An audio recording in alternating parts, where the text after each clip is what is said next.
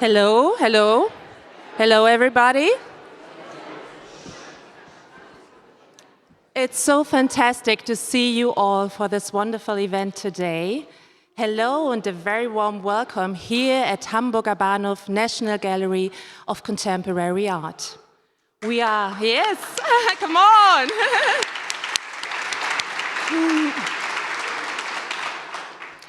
We are delighted to host a very special edition of Crossroads, featuring the artist and writer Percival Everett and Naomi Beckwith.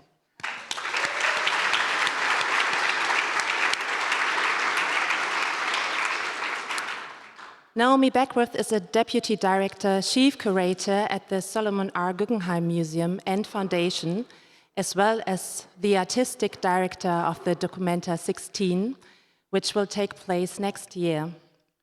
Crossroads began as a conversation series by Hamburger Bahnhof and Literaturhaus Berlin, as a format where art and literature meet. A writer encounters a painter, a sculptor meets an author, a multimedia artist meets a poet. Their paths cross here in the museum. Hamburger Bahnhof, once a railway station and later a transport museum, located at the former border between East and West Berlin, understands itself as a place for transit, I have to say, for what lies ahead. Crossroads are intersections that bring together creatives from different disciplines and backgrounds, generating impulses for new visions. This is a very special edition of Crossroads. Percival Everett is both an artist and a writer. So he is in a way a crossroad all by himself.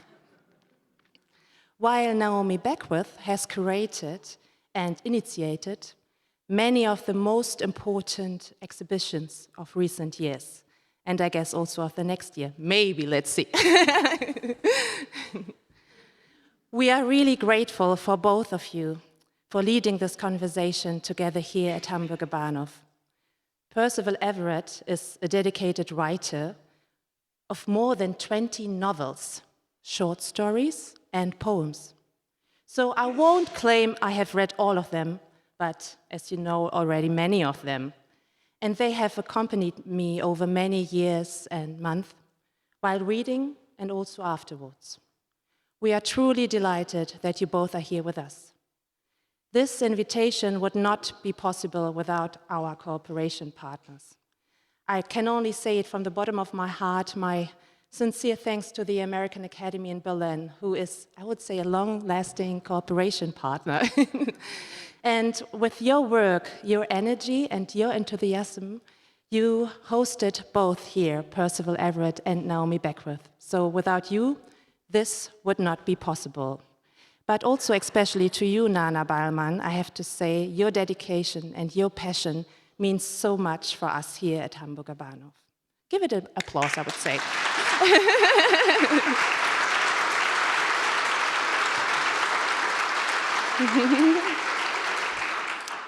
Together with Literaturhaus, we begin this series with writers and artists, made possible by their commitment and their enthusiasm.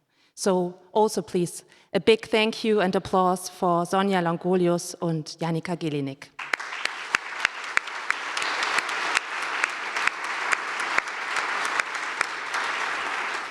For us, Crossroads is not only about connecting disciplines, it's about connecting people, I have to say.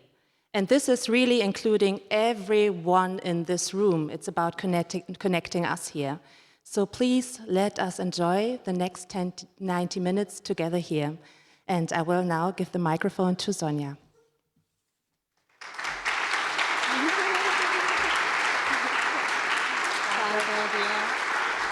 Thank you, Mathilda. Mathilda Legemer, thank you very much. And good afternoon also from my side and from my colleague Janika Gelinek and my whole team from the Literaturhaus Berlin. It's a great pleasure to be back here at the Hamburger Bahnhof with the 5th edition of our Crossroads Literature Meets Art series. We started this series last year due to our renovation at our house at the Fasanenstraße 23, and we found wonderful cooperation partners here in the city, and one of the special one is really the Hamburger Bahnhof. And I'm so happy because we are returning back to our house this summer, reopening the Literaturhaus on October 1st. You're all warmly invited to celebrate with us. And speaking of anniversary, speaking of celebration, we are also celebrating the 30th anniversary of the Hamburger Bahnhof. So congratulations, guys. This is a fantastic museum, wonderful team. Happy anniversary.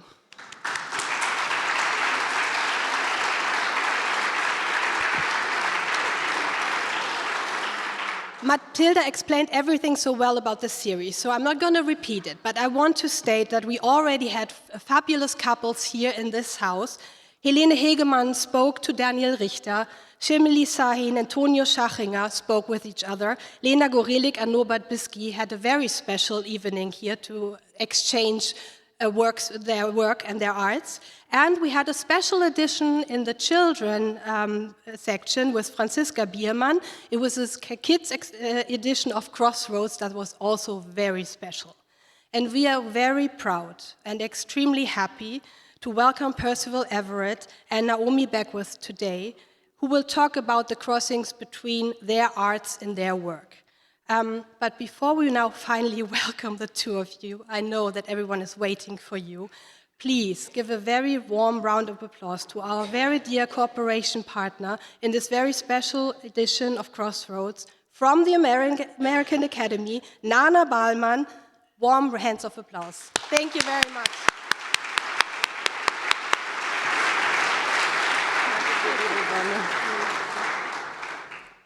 So, thank you so much. I can only repay the thanks and the warm welcome and everything. Thanks so much, Matilda, and your whole team for this cooperation. Thank you, Sonja, Janika, the Literaturhaus Berlin.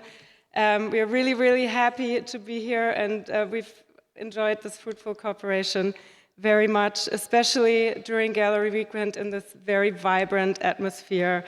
So thanks to both of your teams, also for your dedication and for your enthusiasm for this program. We are very thrilled and honored to have Percival and Naomi as our distinguished visitors at the American Academy this week. And in fact, we could hardly believe our good fortune to not only host you both at the same time, but that you were also both interested and willing in speaking to each other here today. So thank you very much, Percival, for coming to Berlin all the way from Los Angeles. Just last night, actually, a bit tired and jet-lagged maybe. And thank you, Naomi, for joining him in conversation today, in addition to your own lecture, which happened earlier this week at the Academy. Before we begin, I'd just like to say a few words about both of our speakers tonight, starting with Naomi, because ladies first.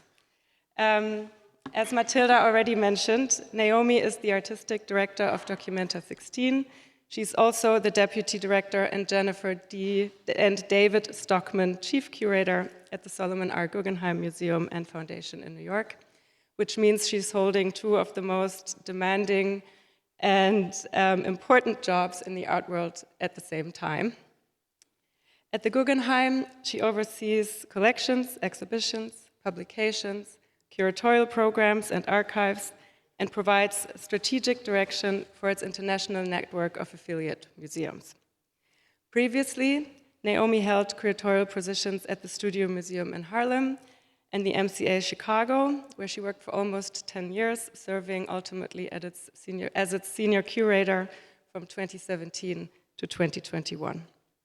Her curatorial practice is fundamentally concerned with Black identity, experience, and cultural vitality, and with the ways these have shaped and continue to shape global contemporary art. Her work is deeply committed to interdisciplinarity, bringing together visual art, music, performance, and communal practice as generative sites of exchange. Her exhibitions and scholarship are grounded in art historical and critical theory, tracing the intellectual threads that connect historical works and ideas to the practices of artists working today. Naomi has organized several award-winning group exhibitions, as Matilda mentioned as well, and I can only name a few here. The Freedom Principle, Experiments in Art and Music, 1965 to now, at the MCA in Chicago in 2015. Grief and Grievance, Art and Mourning in America, conceived by the late Okwe Enwezor and realized in 2021 posthumously at the New Museum in New York. And most recently, Echo, Relay, Reverb, on view last year at the Palais de Tokyo in Paris. She also curated a large number of solo shows in Chicago and New York with artists such as Rashid Johnson, Nick Cave, Howardina Pindell, the Propeller Group, Karen Sitter, Leslie Hewitt, and William J. O'Brien, as well as projects with Arthur Jafa and Laurie Simmons. Naomi serves on the board of the Andy Warhol Foundation and has received several fellowships and awards, among them the Fellowship for the Independent Study Program of the Whitney Museum and the David C. Driscoll Prize for African American Art and Art History, which she received in 2024. She's a visiting professor at Northwestern University, and as if she didn't have enough on her plate, she's also currently teaching at the Art Academy in Kassel. So again, please welcome Naomi. Thanks for being in Berlin.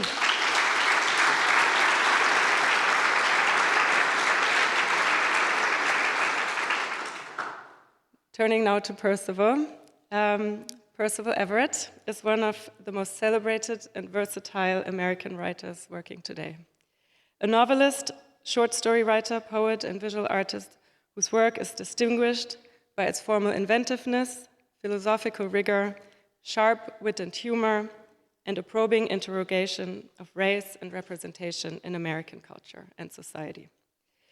The author of more than 30 books, as Matilda said, he moves fluidly among a wide range of subjects, styles, and genres, from satire to thriller, Western, experimental fiction, and reimagined classics. Among his most celebrated novels are Erasure from 2001, a razor-sharp satirical critique of the publishing industry's racial expectations, which inspired the 2023 Academy Award-winning film American Fiction and has just been republished in German by Hansa Verlag under the title Ausradiert. Then I Am Not Sidney Poitier from 2009, So Much Blue from 2017, which is actually narrated by a painter, so maybe that brings us a little closer to your conversation tonight. The Trees from 2021, Dr. No from 2022, which has also just recently been published in German for the first time, also by Hansa. And of course, most recently, James from 2024, a breathtaking reimagining of Mark Twain's Adventures of Huckleberry Finn, told from the perspective of the enslaved character Jim, which won both the National Book Award and the Pulitzer Prize for Fiction. What is perhaps less widely known is that Everett is also a dedicated painter and visual artist in his own right. A practice he began in his late teens and has sustained consistently across more than 3 decades, making it, in fact, his longest-held creative pursuit, in a way, predating even his writing. Working primarily in abstraction, his paintings and works on paper have been exhibited in the United States at Show Gallery in Los Angeles, and most recently in Italy, where his work was on view last year at Carlo Cinque Gallery in Milan. Percival is the recipient of fellowships from the National Endowment of the Arts and the Guggenheim Foundation, and he has received numerous awards for his writing, in addition to the National Book Award and the Pulitzer Prize, the Penn Gene Stein Book Award for Dr. No, the Anisfield Wolf Book Award for The Trees, and the Ivan Sandroff Life Achievement Award from the National Book Critics Circle. Percival has also taught literature and creative writing, and I just learned film, at the University of Southern California for over 25 years. And yet, remarkably, he shows no signs of slowing down. His new novel, Serious Music, is already completed and will be published next March. At least that's what I found on your publisher's website. He's also currently finalizing the screenplay for James, which he's writing himself and which is being produced as a major motion picture by Steven Spielberg. And for those of you who want even more of Percival, stay tuned for a podcast on Toni Morrison's Song of Solomon that he recorded just this week before coming to Berlin together with Barack Obama. But today, we're really happy to have him and Naomi with us here in Berlin. So.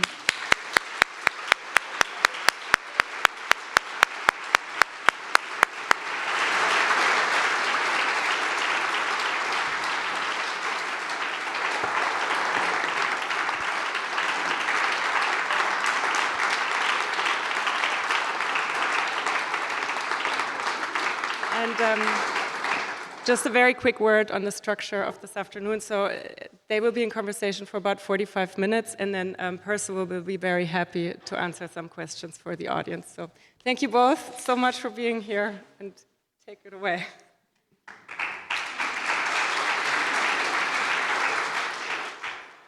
Thank you, Nana, all. Can you hear me clearly, I hope? Yeah. It's wonderful to be here and back among what I think is family here at the Hamburger Bahnhof. So I just want to acknowledge, of course, the invitation, the wonderful invitation from the American Academy and the Literaturhaus, but also I love the leadership of this institution too. So to my brother Sam and Till, thank you for having me back. There's a little bit of a fib, I should say, in the introduction, which is to say that this may be a conversation between Percy and I about some shared interest and maybe some shared, I don't know, thinking. No. I am going to just basically be a conduit to allow Percival, excuse me, to sort of speak and really hold forth. So thank you again for the opportunity to do this. Percival, welcome back to Berlin. Thank you. That's what we call an ambush.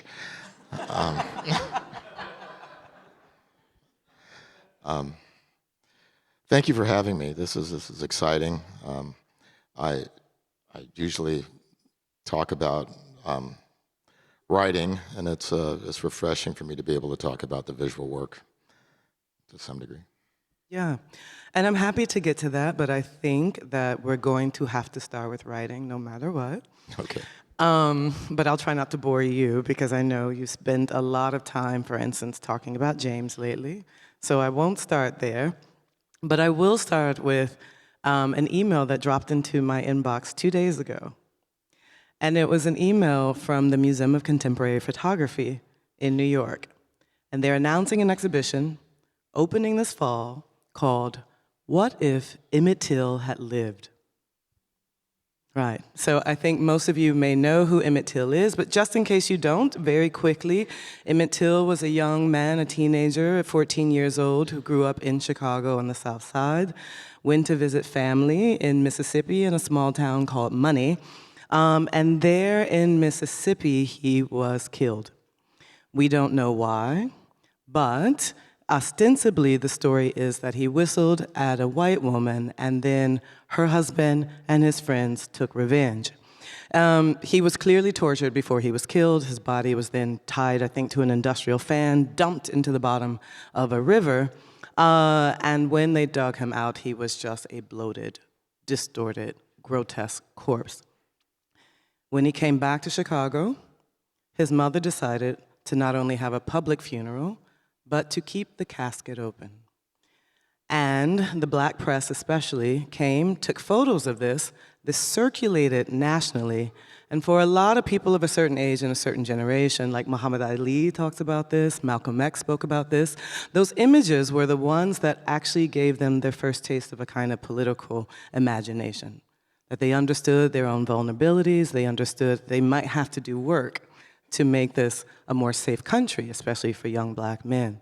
It's also a painting at the Whitney Museum that when an artist recreated it, a young white artist recreated it, it started a massive sort of campaign against it. There were plenty of protests against that. So in many ways, sort of Emmett Till and his image and the afterlife of his image remains as a very stark, almost holy image inside of the United States. But you, Mr. Everett, actually turned it into the core of I would say, one of your well-known satirical books, The Trees. So I'm wondering, how is it that you can find the way to take something so weighty and then make it this kind of, let's say, sign for I don't know, I hate to use the word comedy because I think it's more serious than that, but the sign for something that can begin to maybe poke fun at the seriousness of this kind of violence?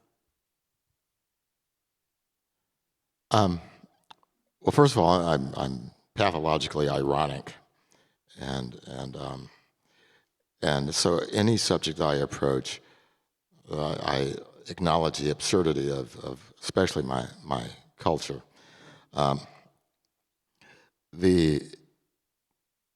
It's very easy to be somber and sad and earnest about something as awful as a lynching. And what does one say after one approaches that subject artistically? Well, that really changed my mind about lynching. There's nothing gained. And humor, especially humor that evolves from irony, has a certain effect. Well, I'll liken it to this. When you meet someone in any interpersonal interaction that you might have, what happens when you make the other person laugh? That person relaxes. A wall comes down. In my novel, The Trees, what I hope happens is that wall comes down.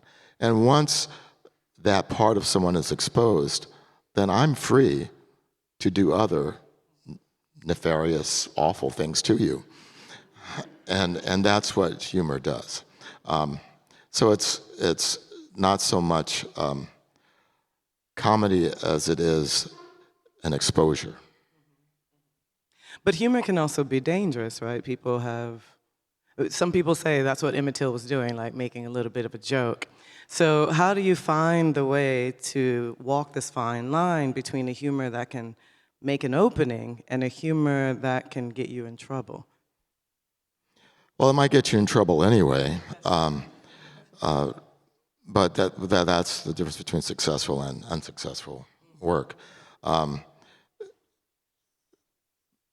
And just quickly, the painting, I can't remember the name of the woman who made the painting. Do you? The name of the woman is Dana Schutz, and the name of the painting is Open Casket. Yes, and she was taken to task by many people, especially black people in the U.S., for appropriating that image for her own career. And I don't accept that. What I believe is that this symbol of lynching itself, is more a part of white American history than it is black American history. And therefore, the source of work that needs to be made. And so that, I find the work, and it should be, and it's not an attractive work. It's hard to look at, and it should be. And so in that way, it's quite appropriate. And so I'm a supporter of that. For artistic freedom, we're all here for that. I want to go back a little bit to your education, because one of the things that... Too late to correct it, I'm sorry. Compensate, maybe.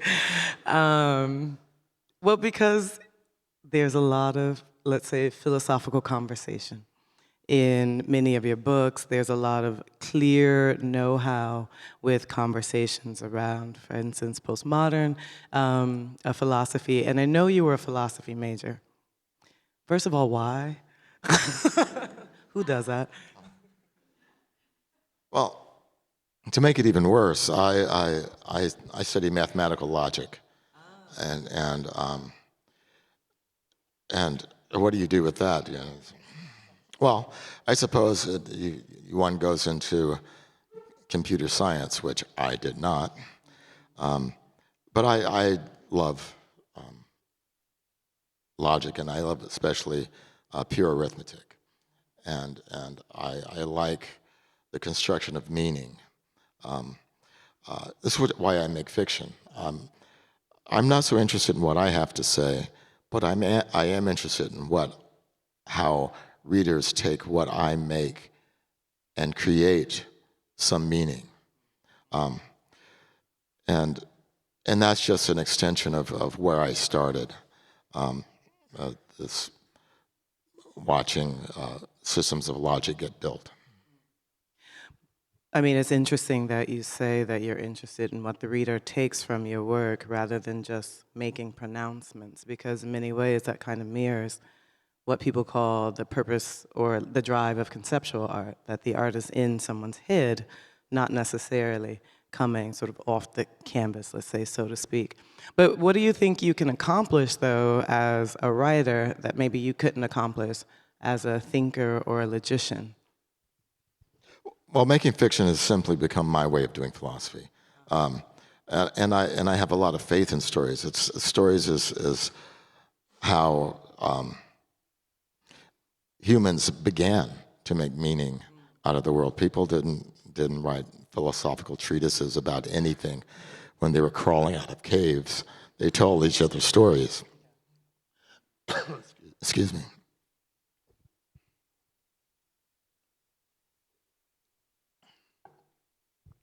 And stories continue, and in fact, I could say that, and at least in my culture, one of the failings of the culture is an inability, a newly acquired inability, actually, of people to make sense of fiction and to shy away from it.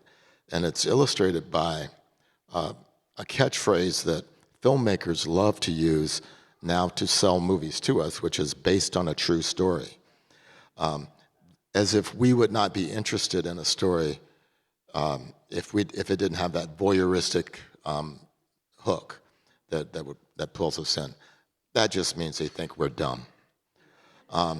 First of all, most of us know that none of these stories are true, and what is not based on a true story. And so that, and that fiction is the one place where, and art in general, is the one place where we get to practice empathy. And it's in the details, how characters and worlds come alive for us. You know, if you read a news story about, and my example of this is I tell my classes, I read a news story in a Wyoming newspaper about someone who had died in a motorcycle crash. And that's sad. One detail that comes out is he was drunk. The next detail that one learns is he was drunk and he threw up in his helmet and couldn't see where he was going. And that might be considered an element of some humor, and one might laugh at that. But then you find out that he had 3 kids. And then you find out that he was a recovering alcoholic who fell off the wagon that night because something often happened.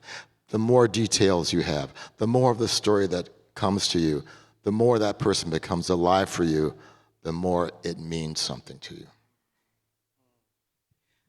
You just made an interesting comment saying that your culture has a hard time dealing with, let's say, the potential of fiction.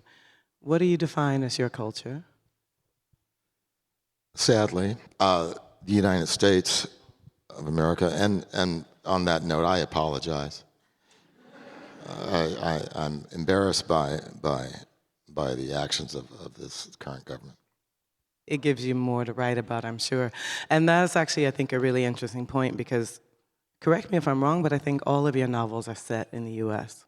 or based on characters in the U.S., no? They're all American characters. There are parts of novels that are set in Paris.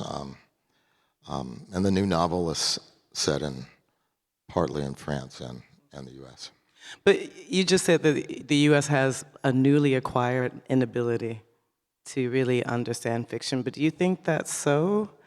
Because I hate to throw you back at you, but you open Erasure with a quote from Mark Twain that I will not be able to say directly, but basically he said, I mean, I don't know if you know, if you have it memorized, please offer it to us. Basically, Twain is saying he can never tell a lie, a truth that anyone will believe, or a lie that anyone doubts. Right? Yeah. And so in my sense, it's a way of Twain saying that in many ways, Americans sort of believe the truth, or believe in the truth, but don't recognize it when they see it, actually. And so I'm actually wondering if this might be a lifelong or a sort of, centuries-long preoccupation with Americans not being able to really understand fiction. In your humble opinion. Yeah, well, I think that may be true, but I also think that it's human nature to doubt. It's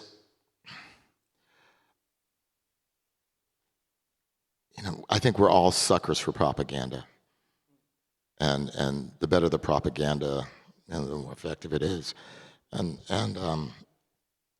But reading in general allows us to be armed to detect that propaganda. And the less a culture reads, the more likely it is to fall prey to lies. Reading is the most subversive thing we can do, which is why fascists rush to burn books and to ban books. When you're reading, if someone looks over your shoulder, they can see what you're reading, but they have no idea what it's doing to you. They have no idea what's going into you, and that scares fascists. And what about the act of writing?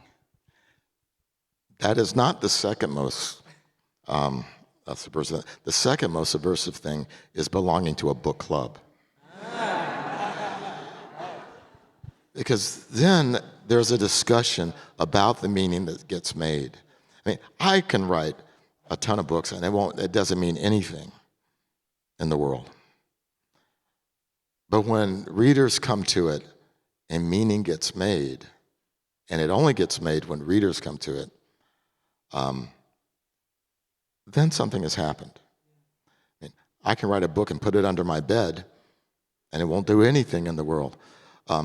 One of the things that often makes me sad is that is how few people being a writer affects. I mean, if my publisher sells 50,000 books of mine, then it's a success. If I sell 50,000 records, I'd never record again. If 50,000 people went to see my film, I'd never make another film. It's not a reading world. But I also ask about writing, not just personally for you in the real world, let's say, but writing is a big part of what your characters often do as well. And maybe it's an act of creation in general. But I get the sense that even if the character's not writing, many of them are trying to maybe come into their own in some way in the story or understand themselves. So, I mean, James is risking his life for a pencil. You have, of course, Monk, who is writing a book within a book, but he's constantly also trying out new ideas in his own head as he's trying to figure out his own relationship to the world. Or you have characters who have to constantly push back against the way they're perceived in the world, like not Sidney Poitier, and so there's so many characters who are trying to form themselves in the process of the book too. Well, of course, that's what our characters in our fictions do. Moby Dick,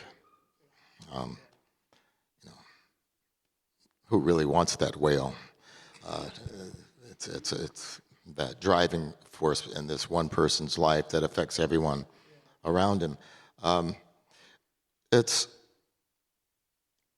Or even in the Adventures of Huckleberry Finn, the drive of this young boy to understand, and this is what makes Huck Finn an important American novel. It's not the fact that it's a great novel, because it isn't, but it's the first time you have a character who represents an adolescent nation moving through his own landscape, trying to understand what was and continues to be the most defining feature of the American experience, which is race.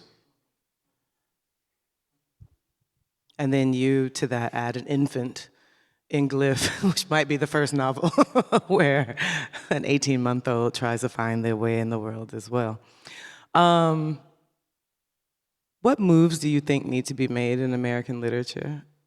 I know that's a big question, but you just talked about this kind of first in Huckleberry Finn, what things contend with. What do you? That's above my pay grade. I'm sorry. You're the only one who can answer that. There's so much fine work being made. It's not a fault of artists. It's not a lack of even artists. It's a lack of readership. There's any number of really fine writers working right now, and I think it's a heyday for American literature. There's a range of work expressing a range of experiences in America. It's more like literature was during the Harlem Renaissance now than it ever has been. In the 60s and 70s, when I would go into bookstores looking for myself, they were working with representing Black Americans, either from the antebellum South or from the inner city. They didn't have Black middle-class kids who had doctors as parents. Didn't exist. Had I not had a shelf of books of my grandfather and father from the Harlem Renaissance, I wouldn't have known that there was a literature expressing that range of experience. And how consciously are you writing to that long history of Black literature in the U.S.? Well, if I wrote to it consciously, the work would suck. And I don't have a message. The mere fact that I make fiction and expect to make a living is ample evidence that I am mentally deficient. Now, I have nothing to tell anyone, no advice to give. I am an artist, and I present a world about which readers are there to make judgments. But they're not there to listen to me. If they're listening to me, they have other problems that we can't get into. They might be paying for it. I mean, you are a teacher as well, so someone has to listen to you and you offer advice. Well, it's not been my experience that anyone does, but... Woe is them, then. Woe is them. Percival, you are a man of many talents, as was intimated earlier. You've got a background in music. You also paint. And so I'm curious about how much you also think about and work through visual art as you're writing or doing other media besides painting. Well, I've been trying to balance those things for a long time, trying to understand where they fit in together. One of the I was just talking a few minutes ago about the fact that I write fiction, continue to write fiction, because I really believe I should be able to make an abstract novel. I don't know what that looks like, which makes it hard to make. And I will write novels that, as David Hume said of his essay on human understanding, that fall stillborn from the press, that where I think I have gotten close to doing something like that. But when I back up, I realize I failed again. Art often is interesting for its failures, and so I think there might be something still interesting about the novels, but I haven't done what I've set out to do. I wanted to mention one thing about one of the things that keeps me making novels, and even though I think I affect so few people, is that in the early 20th century, there was a painting that changed the world. And it was Picasso's Guernica. Fantastic work, and I have to remind myself that very few people actually saw it. So just the presence of work in the world can affect things. And sometimes the rumor has an effect as well. Yes. Yeah. I told you that as I was reading James, there was one image that was constantly in my head, which is on the screen behind us. And it is a kind of tableau vivant by the Chicago-born artist Charles Ray called Huck and Jim. And this is a work, two nude figures, kind of in close proximity, doing these strange gestures, as if like Huck is trying to like scoop something up from the earth, and Jim is in this weird, almost protective pose over him with his hand sort of floating above the back. He's not touching him, but just floating above. And no one can quite figure out what the relationship is between these two figures. But of course, as everyone knows, a novel, it's also an incredibly charged work because it's two nudes, an adolescent boy and a black adult man. This work was so controversial when it came out. And I was thinking about the ways in which Charles Ray has been pushing a lot of questions, maybe of like decency, expectancy, in his work. But you all seem to be maybe fellow travelers in that way as well, that you are also pushing maybe some of those questions of what's considered appropriate, if not even good taste in your work. Well, the tension there is a remarkable tension because it raises questions about intimacy between these two characters, and in James, the intimacy becomes one of parentage, and so it's not far removed from the sort of thing that I do in the novel, but there obviously are some other questions that arise that could use some talking about, but I probably shouldn't do it right here. Maybe in the Q&A. Yeah. But I'm also, did you ever know that there's a rumor that Mark Twain had a black son? I didn't know about that. I know he's very close to his butler. But no, I never heard the one about his son. So the interesting thing is, and maybe it's an inversion in that, there's a painter, a black painter from the 19th century named Charles Ethan Porter, made still lifes, made a great career actually as a still life painter in Connecticut. And the rumor was that he was the son of Mark Twain. Yeah, do what you like with that. Okay. But how much are you really looking at art? I know you've written about artists as a subject. So Much Blue is based on a painter who's trying to make his masterpiece, he thinks. I love paintings. I love abstract work. Why is that? For years, again, I've been trying to make an abstract novel because I love abstract painting. But can I pause you for a second?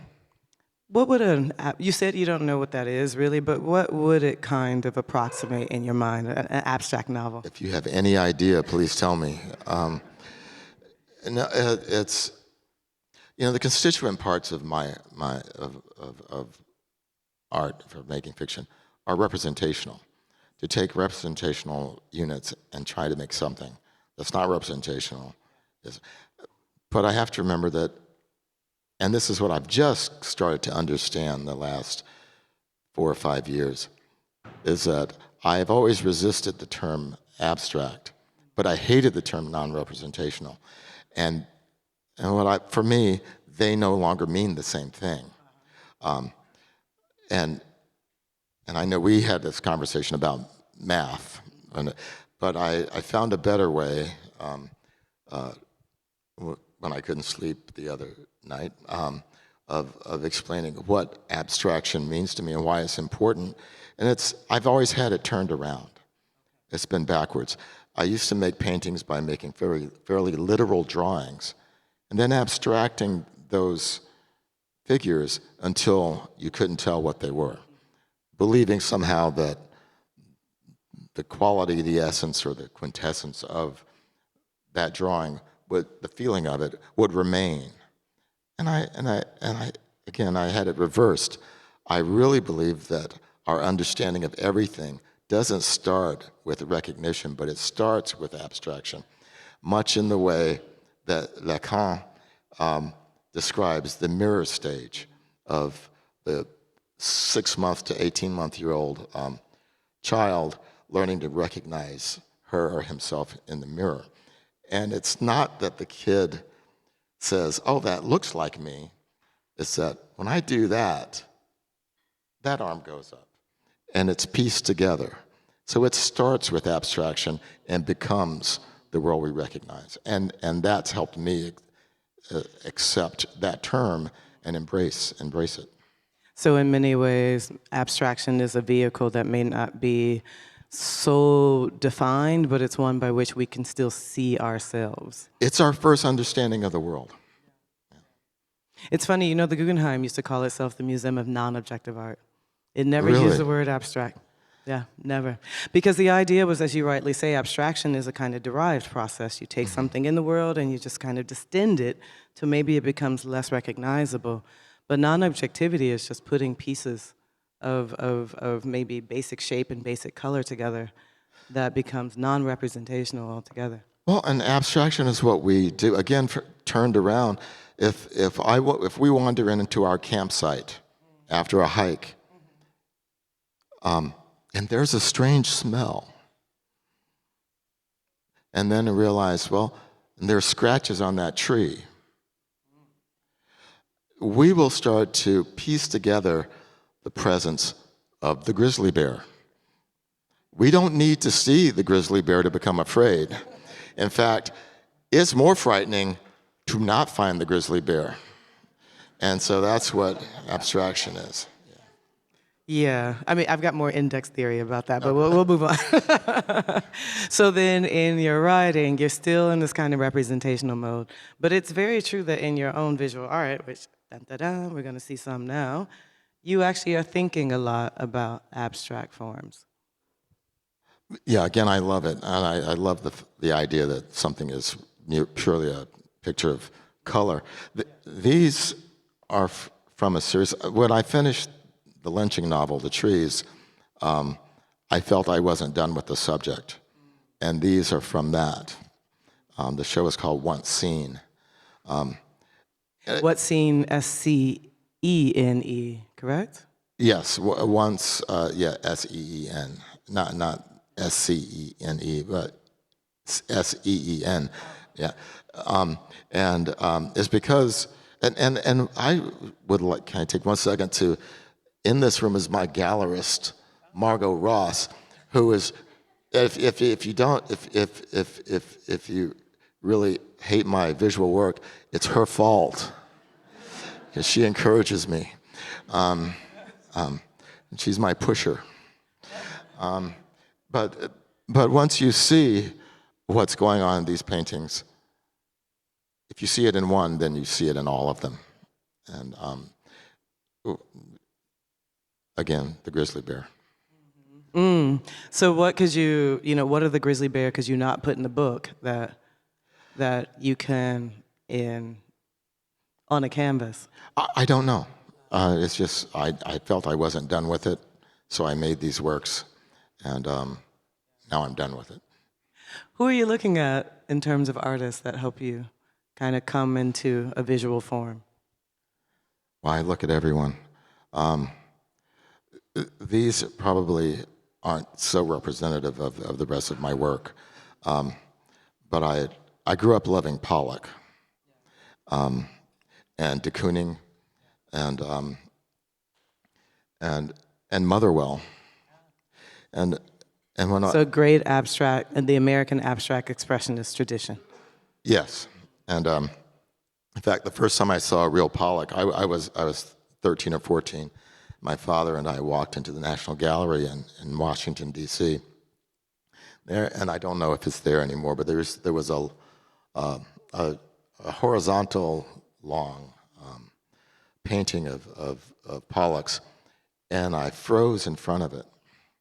And my father, knowing me better than anyone ever did, said, "I'll be back." And he left me there for maybe 30 or 40 minutes. And I still remember learning something from this painting and I wasn't a writer yet, but I took it with me to when I wrote. And I learned this from Pollock and from Antonioni's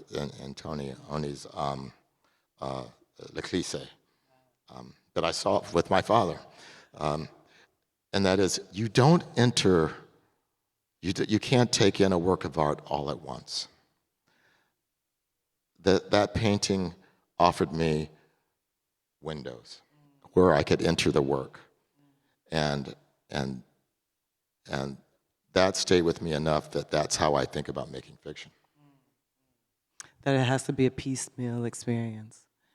Am I seeing too much, but am I also seeing writing? Of course, on the one for the audiences left, you're seeing figures, you're seeing trees. It's much more of a direct relationship to a classic lynching, let's put it that way. But on the right, it's actually, it feels like there's a lot more textual things in there going on, or am I just becoming too much of a psychoanalyst? Well, G-Doc. Yeah, well, no, for me, the same things are going on. They're slightly different, and I'm trying to remember. This one was actually made after someone contacted me about the novel and told me that they had known Wyatt Outlaw. Yeah. You also have another body of work, a more recent body of work that was on view. And I'm really interested in the way here there's less of a known subject matter, but you go back to some of those early languages of abstract expressionism. So first of all, why are they called the redaction series? It implies you're hiding something. Yeah.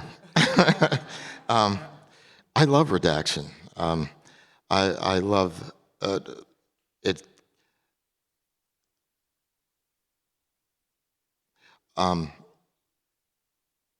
And we all do it. First of all, we all redact. But when we see, say, a document, and you have the black lines covering parts of the text, there's not one of us in here who's more interested in the uncovered parts than we are in the covered parts. Which is why censorship never works. It never works, and what we make up is often worse than what is covered up. So what are you redacting in this series? I could tell you, but then I'd have to kill you. I got a job to do. So, so you are painting, but you're also using multiple techniques. There's collage here, and actually in the last series as well. So Yes. Yeah. What else are you looking at? What are you thinking about when you're pasting things together? What is this sort of value of montage for you? Well, I started doing the collage for that show about lynching, and some of that just stayed with me, and I think I'm done with that now, and I'm back to just the painting. That's on canvas. Oh, okay. The one on the left I adore because it becomes more sculptural. Mm-hmm. You're making these sort of grid lines by hand. Are you sewing those yourself? No, no, I'm not. I found that paper. That that way. Well, because when I saw it, and I told you this as well, It reminded me very much of the artist Howardina Pindell, whom I adore, and someone who was very much interested in, first of all, abstraction, not so much expressionism, but she went to school, went to Yale at the time of like big abstract painters were all her teachers.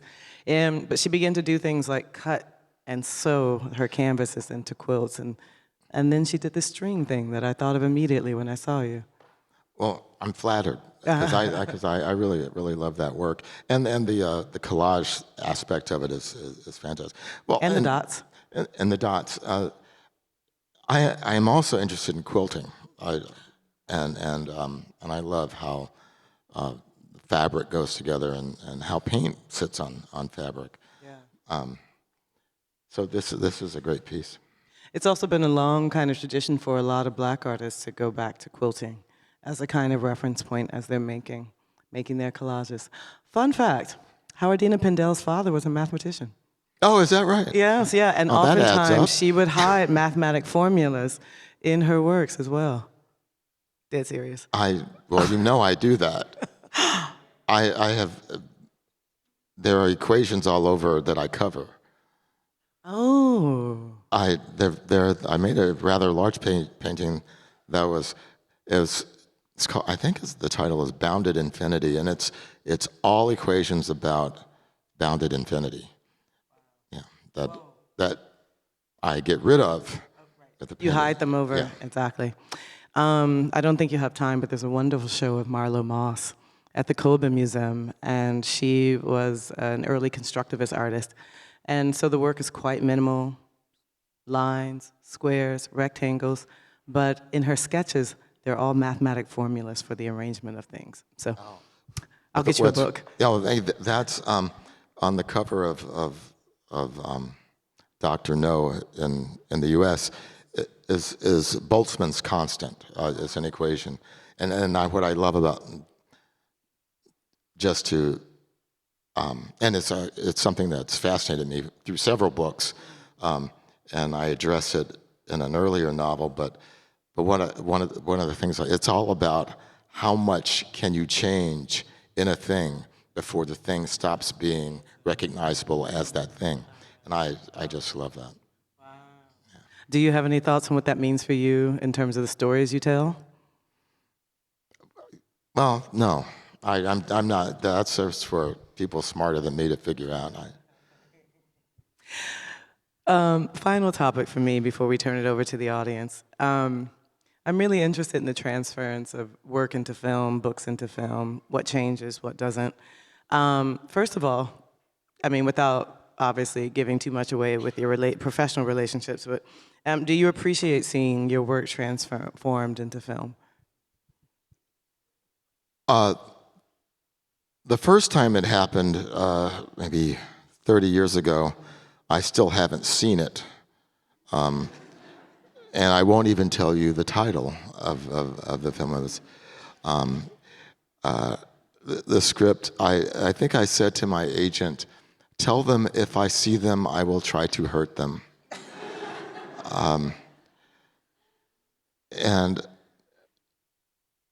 But American Fiction, even if I hadn't liked the movie, I would have been excited because someone was taking a work and turning it into their work. And I love that idea. I just happened to really enjoy the film. I thought it was really good. I would not have been able to write that script.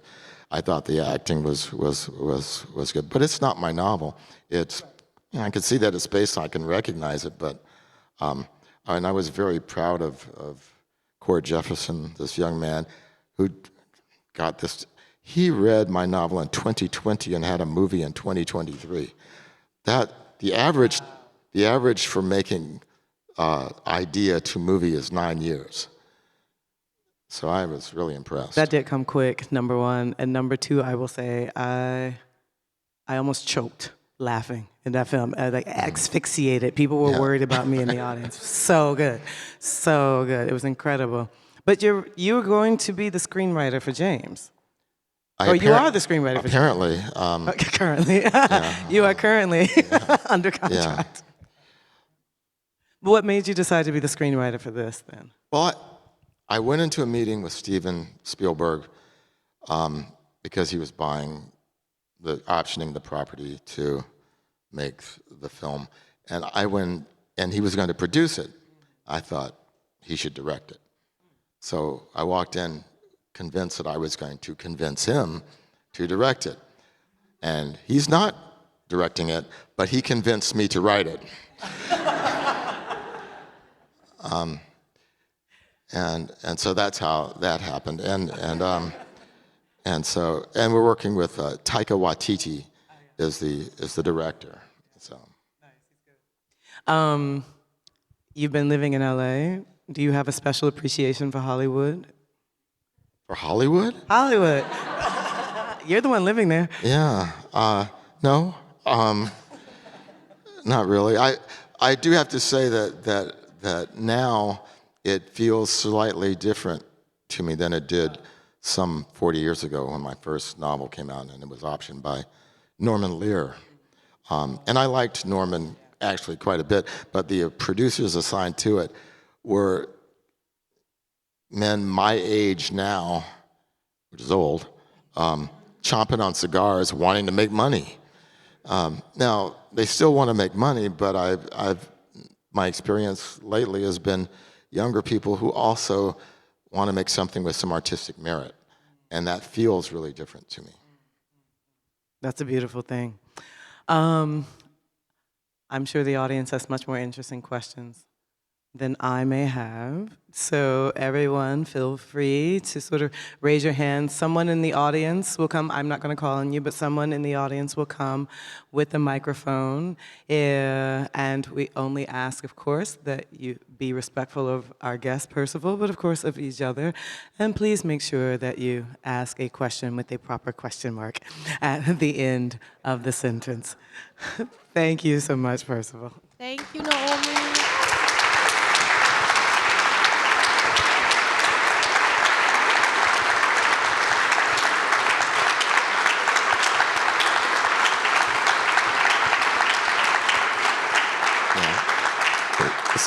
Naomi has left me up here just exacerbating my abandonment issues. But you're not alone. We're all here with you. And thank you, Naomi. And we have a microphone, so please speak into the microphone.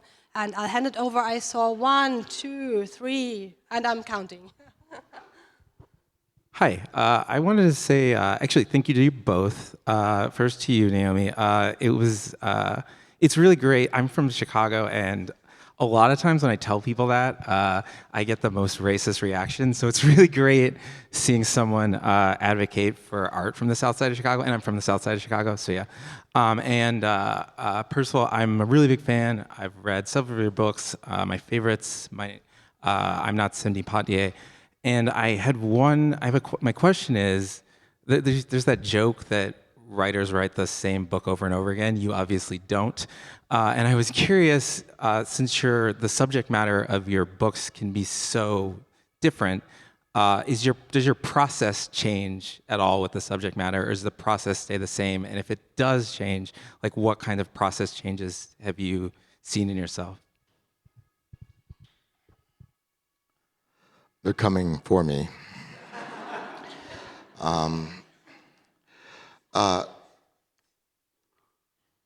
I suffer from what we in my house call work amnesia. When I'm done with a book, I really forget having worked on it, and it may be a self-defense mechanism, but generally they come to me the same way. I start studying something, and I become obsessed with some subject, and go down, a wormhole, and then emerge with something that I might be only tangentially related to. For one novel, I started investigating caves. I started going into caves all over the U.S. I had my little helmet with the light on it, and I was getting wet. In a way, I was cheating on my wife because she is afraid of heights and didn't want me to go climbing anymore. And so I did it backwards, where you go down first and then come up. And And finally, I wrote a novel called Wounded, which has in it a cave. Much in the way I work on all things, it turns out I didn't have to go into a single cave to write that novel. But it gave me permission to do it. And I write as an excuse to study.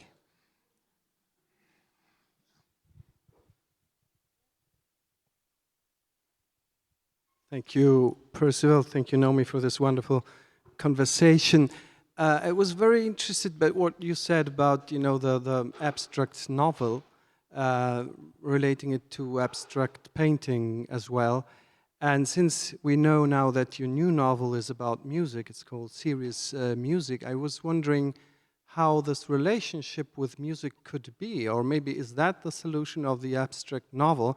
I know the novel won't probably be that because it's a story, but is music, let's say, that goal where non-representation is possible? Well, certainly music is not representational. There are certain sounds and certain motives that we might hear that will remind us of certain places, but music is, in fact, it's played and it's gone. We have recordings, but if you play music, it's done. If we didn't have recordings, you couldn't revisit it. You couldn't retell it. You could play it again. And that's cool. That's great. In a way, it might even be more intellectual than writing because it really only exists in the air. The symbols that represent it don't sound like it. They just are there to tell us what the sounds are. Look at a painting, you see the painting. You read the words, you hear the language. The music is different.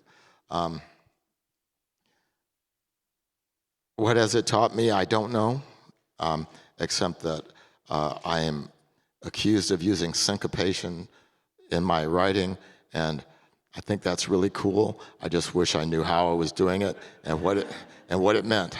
We have a question back here. Hello, thank you for your voice and your so many novels. I just thought, you're doing so many genres. Are you also thinking about doing something like science fiction? Because you can hide a lot of things there in the abstract. Perhaps that might be something. Or is it a genre you don't like? I don't really know science fiction, so I mean,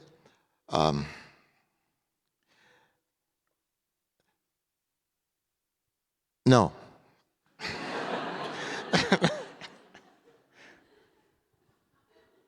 Okay, that was a short but clear answer. Do we have some more questions? I'm coming. 1 second. Thank you so much for your inspiring talk. You were briefly alluding to the cascade of attention that work draws. A book might be read by 50, be discussed in a book club by 10, and has a great impact. A painting may be exhibited in a museum with hidden messages being explored and deciphered by many. Now, going into screenwriting, partnering with Steven Spielberg, you're reaching an audience that exceeds way beyond this. In today's time, I was wondering if this is something that, given the current situation we live in, is something you have in mind when agreeing to such projects, to bringing across messages reaching a large audience that otherwise might not take notice. If I can be in any way, if I can participate in any way in making my culture think more, then I'm excited. I don't need anyone to agree with me, but I do need people to think about things, and if I can facilitate that in some way through my art or through the movie, then that's exciting to me. But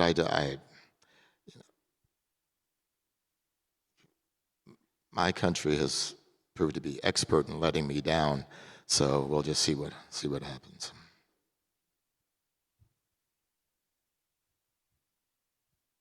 So, do you have more questions? I've answered or should everything. we include Percival in the big round of everyone?